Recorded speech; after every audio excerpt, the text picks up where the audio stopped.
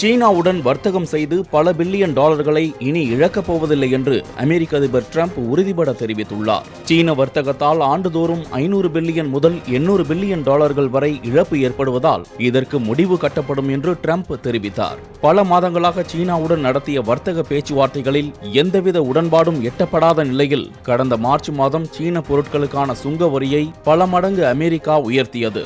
200 billion dollar மதிப்புடைய சீன பொருட்களுக்கு விதிக்கப்பட்டு வரும் 10% வரி வெள்ளிக்கிழமை முதல் 25% உயர்த்தப்படும் என்றும் வரிச்சலுகையை பெற்று வரும் 325 பில்லியன் டாலர் மதிப்பிலான பொருட்களுக்கு விரைவில் 25% வரி விதிக்கப்படும் எனவும் ட்ரம்ப் தனது ட்விட்டர் பதிவுகளில் எச்சரித்துள்ளார்.